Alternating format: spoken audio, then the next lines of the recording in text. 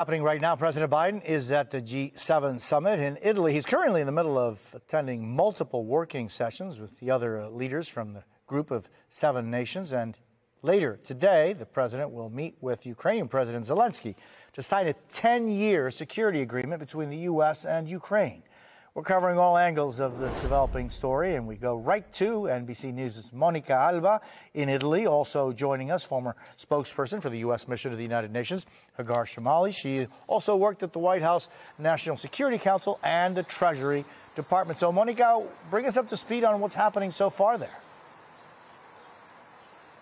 Well, the president has been huddling with these G7 leaders for the last couple of hours in what's known as working sessions, and they have been discussing everything from the war in Ukraine to the war in Gaza and trying to come up with certain solutions and agreements that as a group they can come out of this summit and declare their intentions on. And one of those really key action items is this idea that using frozen Russian assets to provide Ukraine with more funding so that it can have more military aid seems like it's something that is now going to be happening in the form of a $50 billion loan to Ukraine. They believe that will happen at some point this year. And there was agreement largely that this should happen in this manner, but there was a little bit of disagreement on the details of exactly how that's going to work and the mechanisms that will put it in place. But the U.S. really was pushing for this, in addition to wanting all of the leaders to come out of these different sessions, pledging to continue to really endorse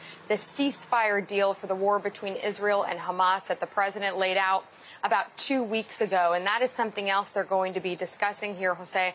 And then you will see the president alongside Ukrainian President Zelensky for a joint news conference where they are expected to take some questions to talk about this long-term defense cooperation commitment. And we know that the president apologized to President Zelensky last week when they were together in France for how long it took for Congress to approve supplemental funding to try to get more weapon systems and air defense capabilities to Ukraine, but that now he is essentially saying that everything possible the U.S. can do, and when world leaders come together in terms of the international community, that the president will continue to push for that. But the backdrop and the context to all of that is that he can do that as long as he's in office, but he is facing re-election, certainly, as are some of these other leaders who really are facing some shifting winds here in European politics. So even if there are things that they put in place now, it's unclear that that could become undone if some of these leaders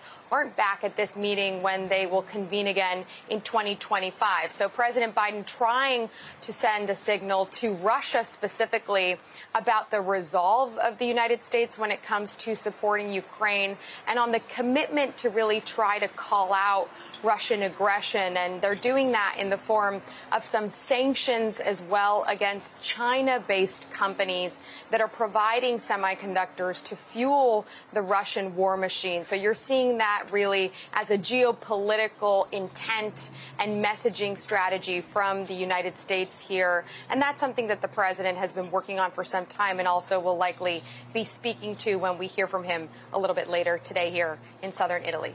Jose? Monica Alba in southern Italy, thank you so very much. And we've been watching live pictures of President Biden alongside with the Prime Minister of Italy, Meloni, as they have different meetings and this is a live picture right there on your screens. Monica, thank you. And I want to, let's talk first about this 10-year security deal between the United States and Ukraine. What do we know about it? How significant is it? Well, we don't have all the details of it just yet, but the idea of it really is that Biden is trying to give assurances to Ukraine in the face of Russian aggression, something that is short of NATO membership, right? Something where that feels to Russia, it's a message to Russia that the U.S. has Ukraine's back and will for the next 10 years. We will provide them with weapons. We will provide them with technical assistance and intelligence cooperation. So it's not fully an alliance, but something where we have assurances where we're going to have their back.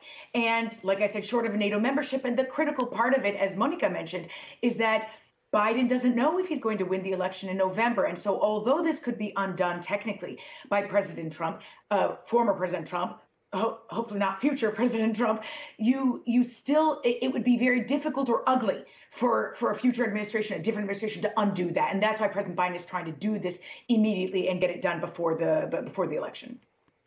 You know, it's interesting, Agar, because and Monica was talking about how there is a united feeling of, in the G7, how to deal with Russian aggression, right? Russia is not just standing by. It just sent a nuclear-powered submarine, 3 warships with supersonic missiles to Cuba for military exercises, quote unquote, in the Caribbean.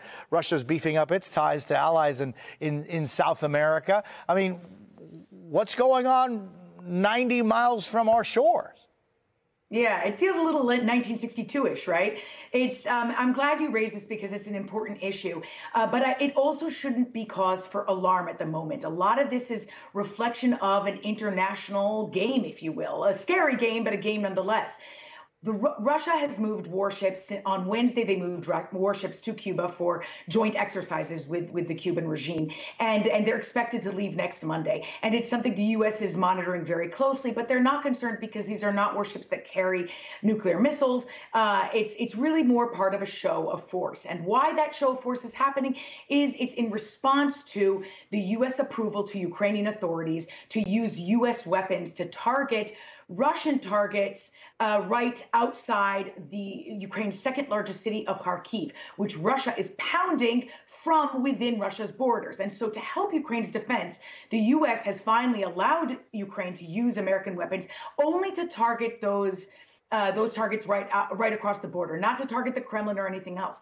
But Russia felt it had to show something in response, do something in response. And they came out with a lot of bluster. And when they look at their tools and all the options they have, this to me is a logical step, that they're going to try and do something that shows, hey, we're here. We're not afraid to move our warships. Here's an ally of ours. And that's what it is. But I don't expect it to escalate any further.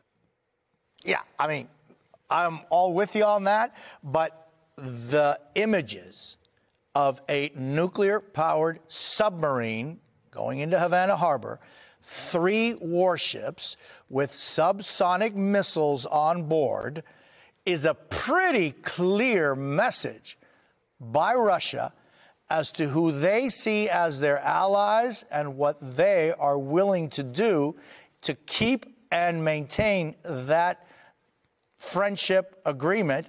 Not only in Cuba, let's look what's going on in Venezuela and Nicaragua and so many other places. Hagar, thank you so much for being with us. It's always a treat to speak with you.